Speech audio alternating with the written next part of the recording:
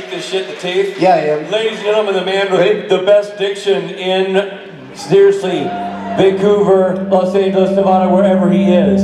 From Whitehorse, Yukon, it's Tahmoh Penikett. I don't call it a comeback!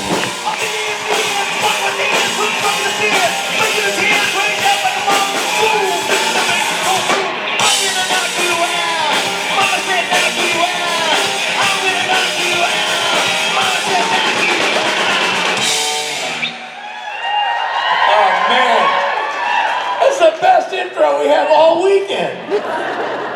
Love it. I love it. We may have to have you just show up randomly throughout the weekend just so we can kick into that. Do it. I'll just wait backstage. As soon as I hear it, I'll come running out. Dude, so it's my only intro song, but I love it. You don't need another one. That takes you to talk shows everywhere. That's a great one. I remember the first time you guys played it, I was like, nice. Yeah. So how the hell are you, dude? Are you good? I'm good. Yeah. Do you just call him Boo? What's up, Boo? Hey, Boo. Just so you know, I'm his Boo now. Penny thoughts, Boo. Tahmoh's my Boo. He's Bobby's Bay. There's a lot of, if you feel tension on stage, just because there is tension on stage, there's a very weird, you guys find Norton keeps threatening Tahmoh physically, and so we feel like it's gonna, he was picking fights with me via text. yeah, it's real aggro. Group chat. It's one of those things where Norton should never text sober. I mean, that is just never, it never goes well. Sneak out the back curtain. Ladies and gentlemen, Tahmoh Penikett. Thank you, boys. How is everybody doing? It's so good to be back in Vegas, and it's so good to be hanging out with the Supernatural fans again, because it's been a minute. I hadn't done these shows in a while, and I've just recently done one, and that went really well. I was in Nashville, and that was a lot of fun, and I'm really excited to be back here. When I was here 3 years ago, we had a blast. So thanks for having me back, guys. Let's get into it.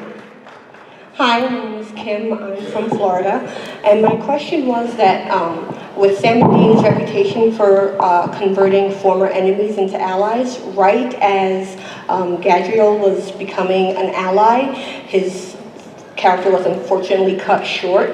But if he had been allowed to stay around, how do you think that Gadriel would have influenced Team Free Will? I'm a little behind in the storyline, but I'll tell you, listen, there were so many opportunities for Gadriel to stick around or be used in some capacity. I've said this more than a few times, but I think like, even just the dynamic between Misha and I's character, like I said, it was just some angel humor. It was so ripe.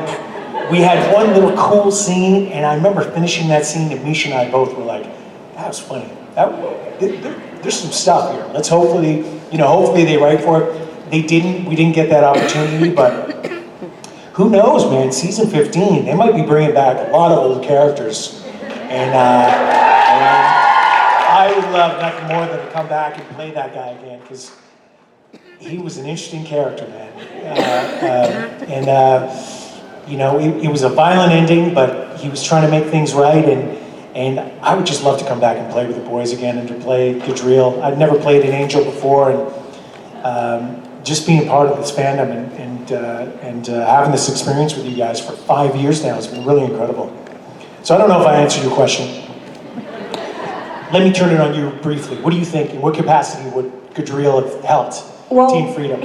Well, Gadriel seemed to be the only angel as out of touch with pop culture as Castiel. Yeah. That's where I saw that humor. The two of humor. them not getting things would have been pretty funny. Exactly. He could have been the one who wasn't getting stuff. So, damn. Season 15. Let's make them right for it.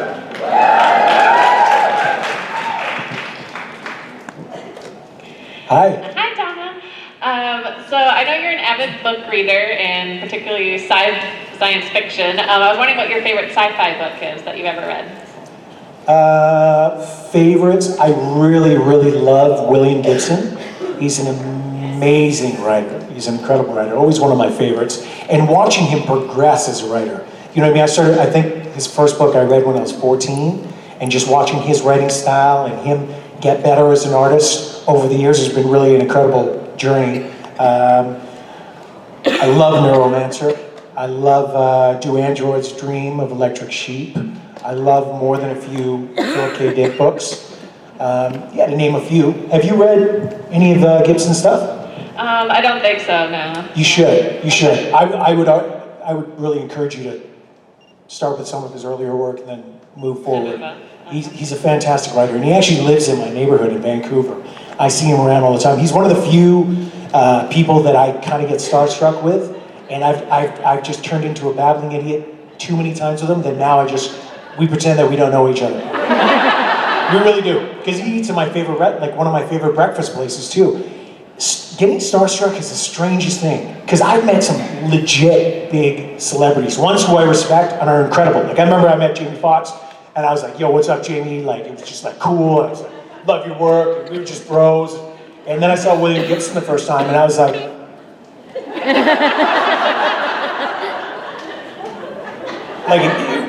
I didn't know what to do. And my dad was like, that's William Gibson. I was like, oh my God, Dad, like, what am I gonna, I have to talk to him. And I went up and I was like, you know, Mr. Gibson,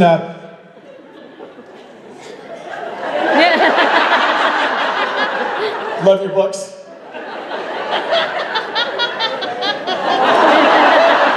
I gave up, because I think he was just trying to do his own thing and have breakfast, and I did that thing where, you know, somebody's obviously just eating and they want to be left alone, and I went up and, I love your books. And so I tried again, maybe a year later, and tried to say something intelligent. Sounded like English was my second language. And he's like, I gotta keep an eye out for that big, strange fellow who always comes up, turns into a babbling mess when he sees me. So now when we see each other at the coffee shop and stuff, I just look at him and look away. And he kind of does the same. He sees me and he's like, oh. Okay, there's that guy again. Hopefully he doesn't come and talk to me. Thank you. Thank you. Hey. First of all, hi. I'm from California. California? I love California. Sonora. Sonora, what a beautiful place. Thank you. Loved you in Battlestar. Thank you so much. Love Battlestar. Absolutely fantastic. Anyway, second, the voice you used for Gabriel, amazing. My angel voice. Yes, unbelievable. Angel cadence. Yeah. So, how do you feel about whether he was good or bad? He was set up, I think, from the very beginning, and you gave your life at the end for the cause. How do you feel about, you know, his character, good or bad? He had both qualities, but I don't think that was who he really was. I thought he was really good, just misunderstood. I agree with you, and I think Adriel, you know, we forget, he was basically tortured and chained for a very, very long time, maybe thousands of years, hundreds of years, whatever it was, and he was not in a good way. The man had, the angel, I should say, had PTSD. He was damaged goods. Ultimately, though, he's a soldier. He is there to serve and to protect, and he needs to be told what to do. He takes orders. That's who he was at his very essence, and he wanted to serve God, and he wanted to do right, but he was damaged when we first met him. When he started inhabiting these different vessels, and we're introduced to him, it's obvious that he's struggling. He doesn't quite know what to do. He's unreliable and untrustworthy because he's just trying to figure it out. He's in survival mode, which a lot of people do when they've been damaged the way that he was. And I think he redeemed himself in the end. I don't agree with the way he took himself out, but it was admirable in the way that he was trying to make things right. Yeah, I agree. And I think in his essence, to be honest with you, I think the writers, because they didn't give me a lot of information about the character. They didn't tell me where it was going to go, where they were expecting sort of take his storyline. But I kind of felt like they were just trying to write him evil. You know, he was just the new bad guy, and I was really playing against that. I wanted there to be some conflict in the performance coming across. So even when he was doing these bad things, he wasn't. There was obvious conflict. I wanted you to be able to see that he had issues. That there was a part of him that knew it was wrong. It was wrong to kill Kevin. It was wrong to kill his best friend. You know, so. Well, I, for one, saw every bit of that and appreciate how you played the character. Thank Everyone you else? so much. Thank you so much, my friend. Appreciate it. Hello, Tahmoh. So my question is, what kind of vocal preparations did you do for Gadriel and Ezekiel, like with your angel voice? Like, what did you do to get into? I've heard Jared and Jetson have been imitating me, my vocal warm-up. Who's seen this? I heard about it, I didn't see the video. Apparently, Jared and Jetson were making fun of the way I warm up. Because I'm one of those actors, those guys are always joking around. They're about to get killed or something, a big heavy scene. And it doesn't matter, they'll be cracking jokes right up to camera time. So, for an actor like me, I'm not method, but I've done many different styles of training, and if I'm doing an emotional scene or what have you, I'm in the zone beforehand. So I'm not socializing or joking around too much before, but I'll be making weird actor sounds, I'll be rolling around I'll be warming up my mouth tip of the top, the lips, the teeth, the tip of the top, the lips, the teeth, the tip of the top. I do a lot of different things just to there was a certain cadence and quality to the way that he spoke. It wasn't a choice where I was like, this is exactly how I'm going to do it. But when I was running my lines before, I felt like he's an angel. He's got to speak a little differently. It's almost Shakespearean in a sort of way. You know what I wanted it to sound like it was from a different era. Like Gadriel shouldn't just sound like he's from, present day, because he's an angel. And luckily, it was kind of on board with when I saw what Jared had been doing.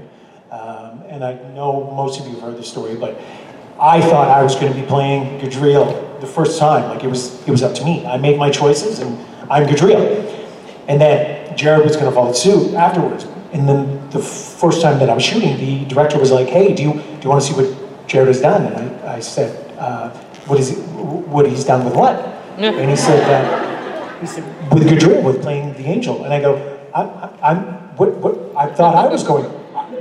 What do you mean? He's already played Gadriel? And he goes, yeah, but we got to shoot in 5 minutes. So do you want to see that? Yeah, is that important?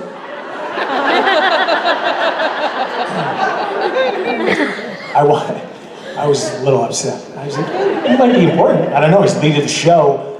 I'd like to come back and get hired again and not make a effing fool of myself. Maybe it's important. Why don't we squeeze it in? You give me 6 minutes? How about 6? Anyways, but Jared was doing a very specific thing that was very much in line with the idea of what I had. And I love what Jared was doing. He was doing, the way he was moving, his physicality was very different from what he'd normally do. You know what I mean? It was almost like a superhero thing. And it was great. I was like, ooh, I'm gonna take a little bit of that. And then the choices that I made in terms of the way I was gonna speak and stuff, it all fell into place, and we were able to do what we did. Thank you. Yeah, thank you. Hi. Hi. My name is Angel. Hi, Angel. Hi. I'm from Wyoming. Beautiful. I actually have a question about Dollhouse. Love Paul Ballard. Obviously a flawed character, but absolutely love him. Love your portrayal. Paul Ballard. So my question is, as any Joss Whedon fan knows, no character is safe, ever. No character. Yeah, Joss. So kind of a couple questions. First, were you expecting Paul Ballard's fate? And second of all, how did you feel about it? Let me tell you something about Joss Whedon. And I've never had the opportunity to tell Joss this again, but I did tell him after we worked together for a little bit. Joss has this thing, it's really unfortunate, but he's obviously been burned by more than a few actors, big ego actors, obstinate actors who have been difficult to work with. I'm telling you this because Joss, on the first day of shooting with him, was like, yeah, so, it's so funny because he uses the term airlock, and I was just coming off the show Battlestar, but he's like, just so you know, everyone's expendable, and there's always an airlock for the actor, and I like to tell all my actors that in the beginning, and he wasn't trying to be funny, and I was like,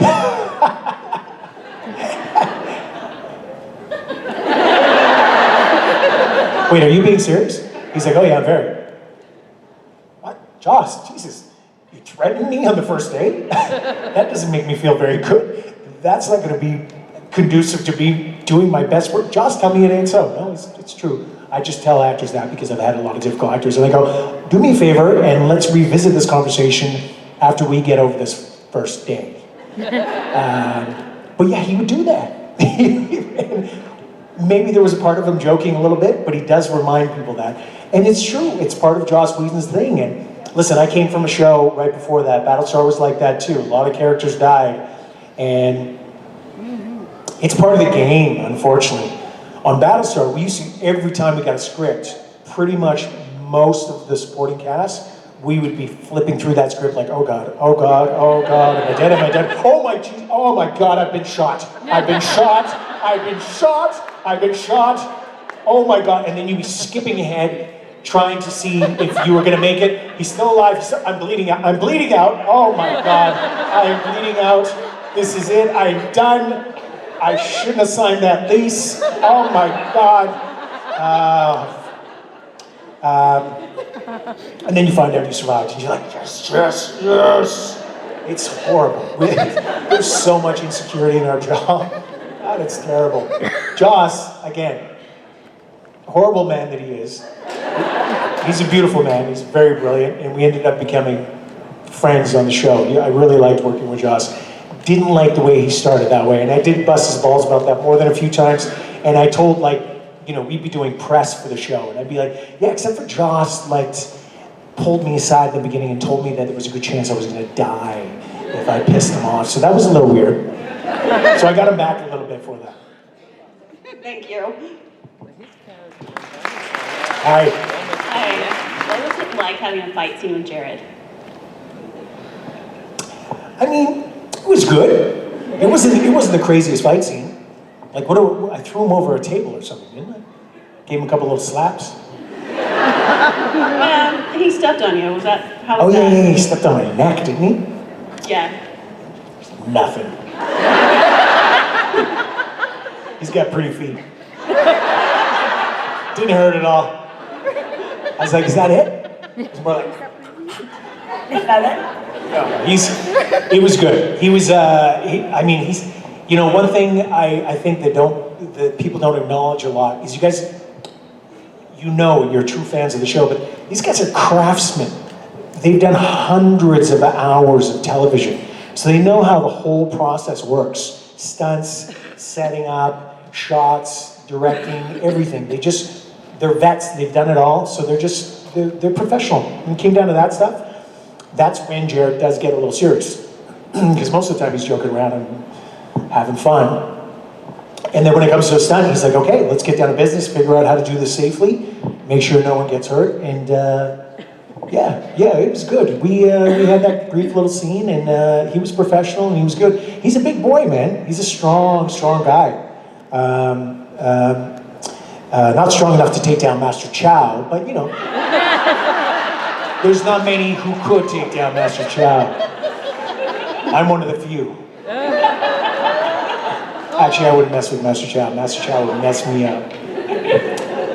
Yeah. Master Chow took down Jared. I love it. I was there for that. You guys have all heard the story? I'm not going to tell the story. It's a good one. No, I can't. It is horrible, I'll tell you this. I don't like seeing people in pain, and Jared legitimately broke his shoulder, but he kind of did it to himself. I'm sure you guys all heard that too. He was trying to shake Master Chow off his back, which anybody knows is an impossible task. Once Master Chow has your back, you're going to sleep. Jared panicked and he tried to shake him off, and he ended up cracking his own shoulder on a granite table. It could have been worse. It could have been someone's head or something. So I'm actually happy it ended with a shoulder instead of someone's cabbage. That would have been bad. It would have been a damper on that show. But everyone's okay now. Jared's back to being big and strong, and Master Chow is Master Chow, man. He's great. Thank you, sir. Did I answer your question? I have no idea if I answered your question. I really forgot. Thank you. Hi. Hello. Can you talk a little bit about when you guys were on set at the Angel Playground to get into heaven? They took some photographs of you and Misha playing on the playground. Wasn't that cute? Oh my God, angels are so cute together. That, we couldn't help ourselves. I think I said to Misha, if I remember correctly, I was like, we gotta go down the slide, man. Like, I don't know when I've ever, let's go. And so we went up there, we did it. People were taking pictures, but we had some fun. I think we went down a couple times at least. That day, in the scenes that we shot that day, in the quick little scene in the car, that's what I'm talking about. There was so much opportunity for humor and comedic gold between the two angels, especially because Misha had just recently gotten all this pop culture knowledge and was now hip to that, right? Gadriel wasn't, so it's too bad. You missed the ball on that one. Did I answer your question? Yes, thank you.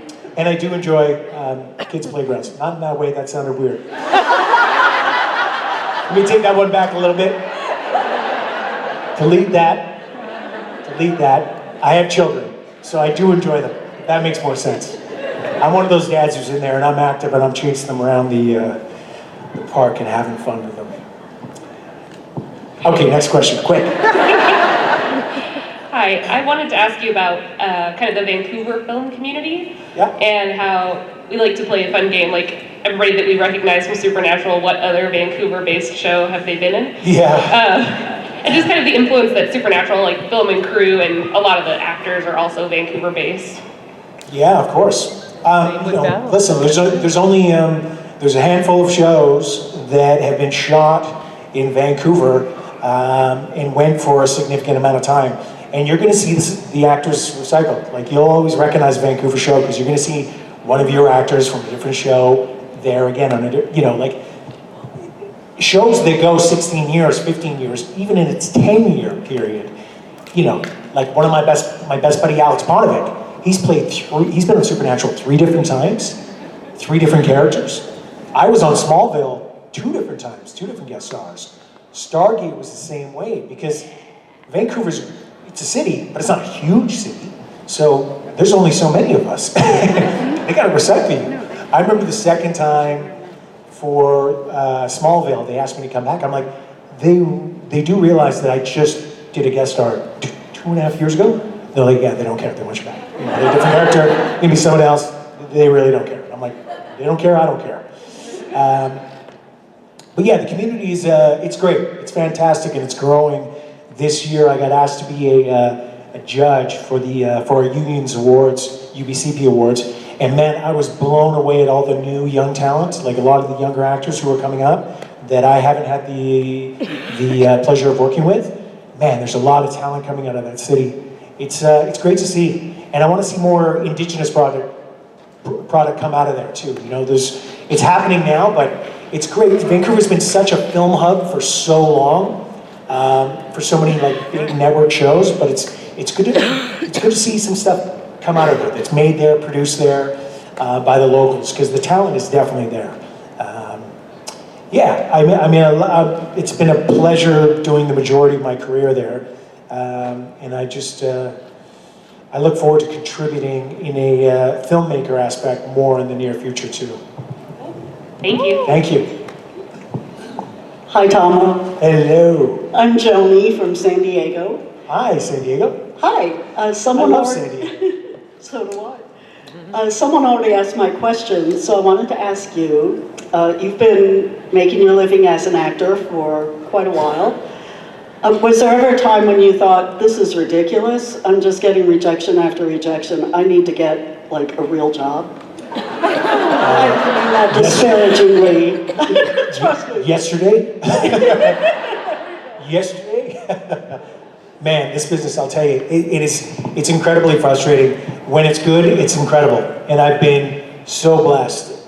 For me, and I'm completely honest about this, I think an unrealistic precedent was set because right away, I was in acting school for a number of years, but once I got an agent and I really went for it, I booked a series right away, a big series, which has turned out to be one of the most critically acclaimed series of all time. And then I did another series right after, and then I went and worked with Joss Whedon. I did 3 series in a row with no breaks. So for me, I was like, this is just the way it is. I'll just do a series with incredible creators like Ron Moore and Joss Whedon, and when that's done, someone else will come and get me, and I'll be working on another amazing series. And that didn't happen. And there's no rhyme or reason to this business. There's no method. There's no way to really figure it out. There's very few of us who get to a point where you just work consistently. And there's so many talented actors out there who just don't. It's a lot of it's career choices, and we all make bad choices. There's ebbs and flows. Sometimes you're hot, sometimes you're not. Then you're hot again. So much happens in the career of an actor. You know, I've learned that it's been a very humbling experience for me. I think the thing is, you just got to remain. You have to be consistent for yourself and remembering why you do it. I do love acting. I recently went back to class. I'm doing a peer professional class, which just fellow actors, all professionals who've been doing it for a long time. It's just a great little place to create and have fun. And it's kind of like, for me, it's taking the power out of the whole audition process, which is a non-reciprocal process in any way. It can be like soul sapping. When you go to 25 auditions, you're doing great work constantly, but there's no acknowledgement of that. You're not getting anything back, you're not booking.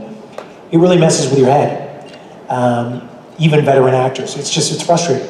So to go back to class and be able to play and just to do character work and work on dialects and accents and just stuff I normally never get to do has been very empowering for me, and it's made me love acting again. And in the slow times, I think, you know, I've heard this from veteran actors, dear friends and mentors like Edward James Olmos. It forces you to get creative too. Like I was always putting off writing. I was always talking about writing, and I've written a couple screenplays now. And you know, I really want to get them made. So any slow periods that I've had in between gigs, I finally got to the point where I've just been really diligent about writing and getting things done. Now the next step is getting the funding and actually making the movie myself. And then I want to do some directing, which I haven't done yet. So, you know, the hard lesson is you got to put your ego aside, and you have to be consistent and remain active and enjoy that time off that you have that we don't usually have when we're working. Because when we are working, you know, sometimes we're working 15 hours a day, 6 days a week pretty much. And there's no time for family, friends, activities, other passions. That's out the door. You just don't have time for it. So I've been trying to enjoy any downtime that I have and spend a quality with family and on other passions that I have. Thank you very much. Yeah, thank you.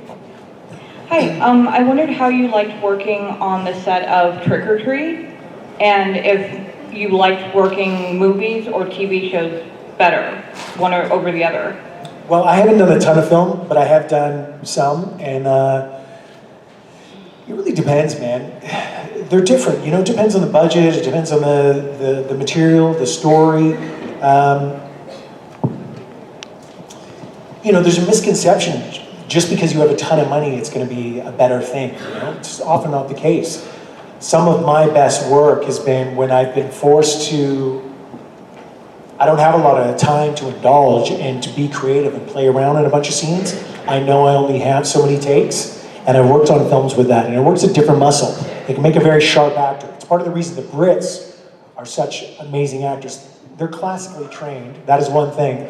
But on top of that, British television in particular, BBC, which employs most of them in terms of television, you know, you don't have a lot of takes. These things aren't high budget. They're written well, so bang it off, get it done right, and move on. There's not a lot of time for close-up after a close-up after a close-up, and you can just warm up and rehearse on that thing.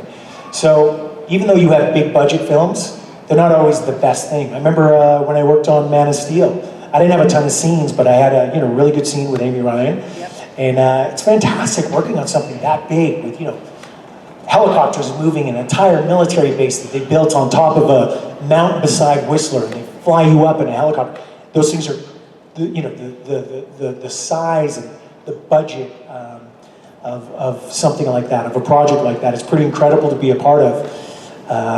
But again, some of the experiences that have been more personal to me, that I've really enjoyed a lot more, have been more intimate. You're really able to get into it with the actors. And maybe it's because I've had larger roles in those experiences. I love television. Television, if you can even call it that anymore, is incredible. You look at the writing on streaming right now, Netflix and Hulu and HBO and all these things, it is incredible, let's be honest. They're breaking barriers. I was just talking about this in just recently this morning with a group of people.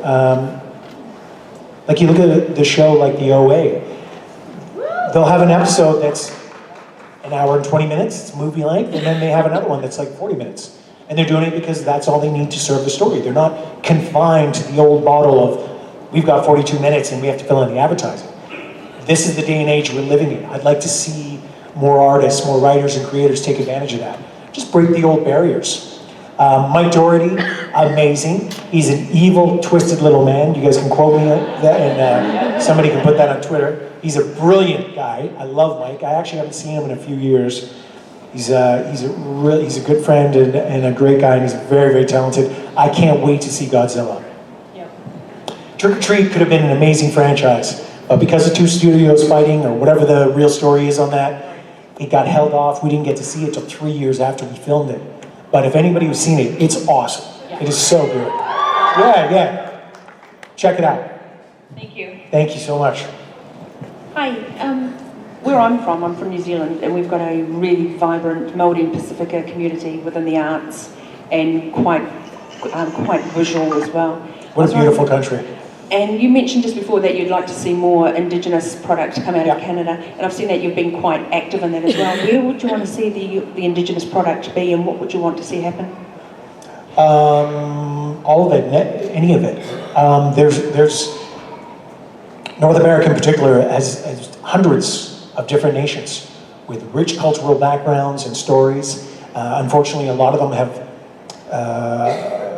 lost so much of that culture and so much of that tradition as a result of residential schools in particular, specifically in Canada. But there's a real movement right now to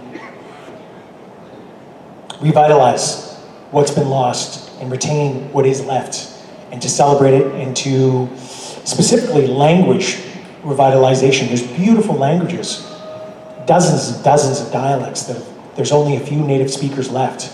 My own, on my Dene side, we've only got a handful of Indigenous speakers left.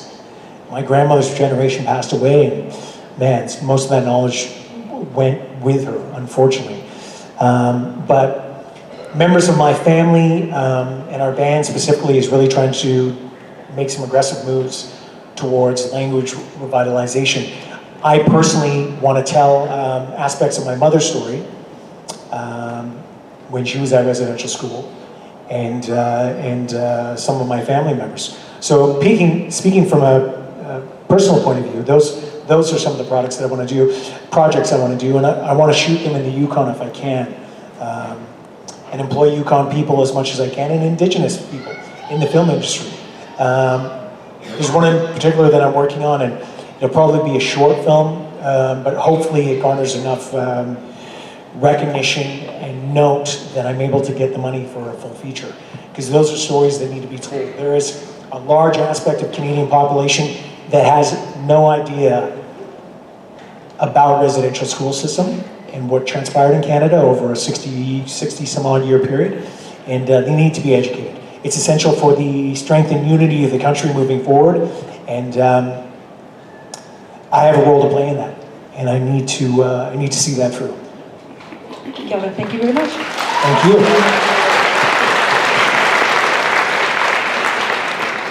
I was wondering if Jared and Jensen ever pranked you while on set. They wouldn't dare. Because Master Chow would kick their ass. You know what, they really didn't. But they did in some aspect. I mean, they're just always joking around. Those guys have way too much fun, but you gotta love that about them. They've been doing it for so long. It's such a long-running show.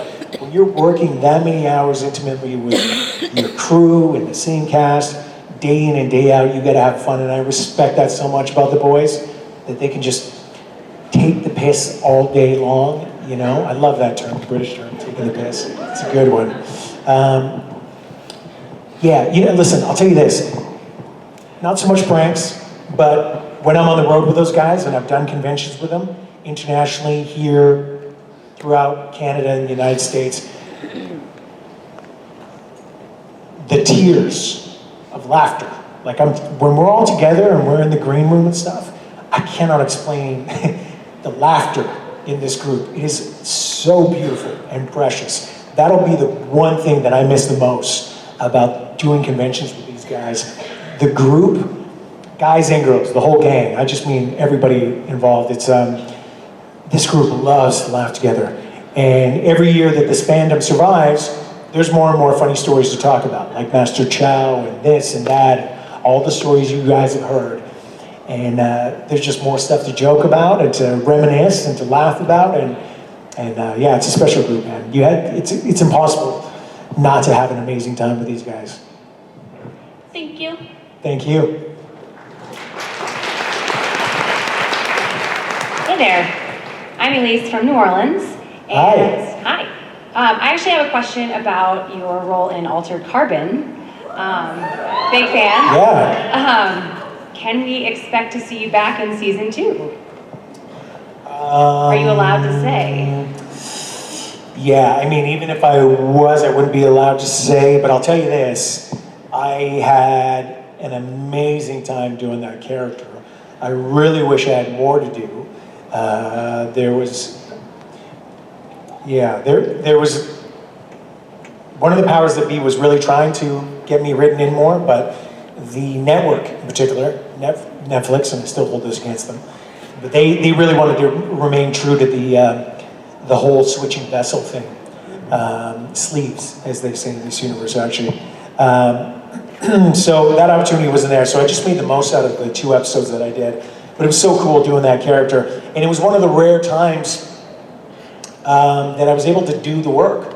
Like there was I think a month and a half of choreography for the fight scene in the first episode that we did beforehand. We were all training together, training with the 8711 stunt crew, which are the very best in the world. They're the guys who do the John Wick stuff. They've done most big action films you've seen. They're out of LA and they're incredible. They actually produce the John Wick films. They do that in collaboration with Keanu Reeves. They are amazing. All the stunt performers who come out of that are incredible. And also the incredible stunt community in Vancouver, and very talented ones too. But how often do you get to do fight choreography for a month and a half? It was nuts. We ended up cutting down the fight scene, which always happens. But I got to work with these guys for a long time before, and it gave me a ton of time to work on that character. And Demi was such a twisted, crazy Russian assassin. Man, I would love to sink my teeth into that character again. Yeah, we'll see. You never know. It might happen. All right. Thank you. Thank you. Thank you very much.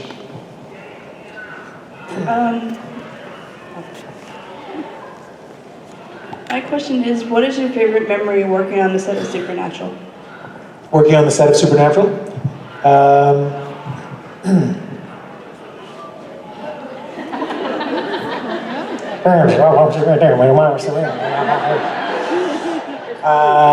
Let me think. There's a lot. There's a lot. As I've mentioned, the laughs are always good.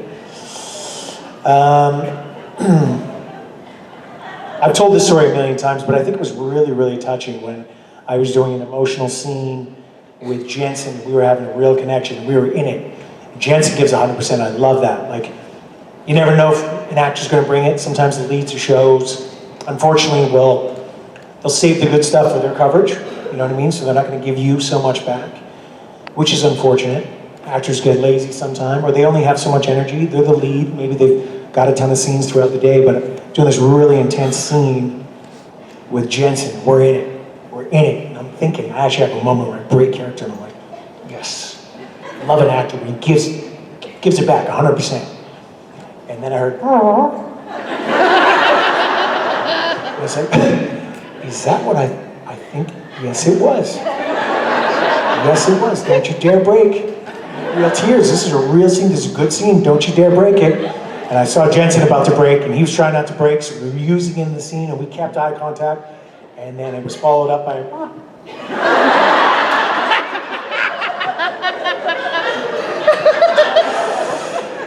and then Jensen just looks over and he's like, you done? And Jared, supposedly in a coma, was laying in bed going, he was so happy with himself. I was very unhappy with him at first. But it was kind of funny. And I was doing brilliant work and he messed up that tape. Definitely one of my fondest memories. Thank you. Thank you. Hi. Hi. For someone who hasn't had a chance to see anything else you've been in, what How besides... dare you? I know, it's awful. I haven't seen Game of Thrones either, it's terrible. What would you suggest? What are you most proud of? Battlestar. You should start with this and then watch. No. Yeah, Battlestar, right? Battlestar. You gotta watch Battlestar. You have to. You have to watch Battlestar. Get into it. Let me know what you think. Have a box of tissues close by. Yeah, so say we all, my friends. And then let me know what you think. Okay. And if you got people, while you're watching the show, make sure there's someone close by that you can hug afterwards. Animals, friends, family. You might want to journal. Therapy might be required. It's an excellent show, but it's going to drag you through the mud a little bit. So I need a fellow emotional support fangirl, is what you're telling me. Pardon me? A fellow emotional support fangirl. Yeah, definitely. Good idea. Yes. Check it out. Let me know what you think. I'd be curious. I always love hearing about people who are coming on the show this many years after the fact. It really makes me happy to know that it's still relevant and it's still resonating with people. And that's another one where every episode's like a movie. It's so beautiful. It's true. Many of them are, man. So Ron Moore was an amazing show with him. David Icke, all of them. Our entire gang, all the writers on that show were incredible. So many amazing directors too. Michael Reimer, Michael Angeli, so many talented fantastic people. Oh man. What? This is the kind of bullshit Norton always pulls in Tahmoh's pants. God damn it, Norton. Literally, we're like, he has plenty of time, and Norton says, well, I'm taking the stage and wrapping this shit up. I'm trying to hear his voice. Hey, you guys, that was fun. That was great. One of our favorite people. Very much. Truly, one of our favorite people, Tahmoh. I love you guys. Thank you.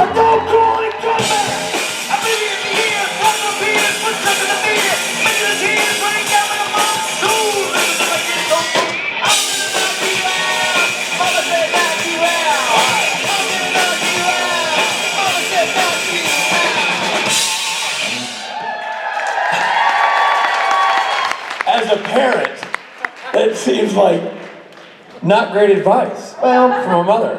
It's your fault you called it a comeback. You specifically said don't call it a comeback. I just think it's a great comeback. Don't call it a comeback. You've been here for what, months? Years. Oh.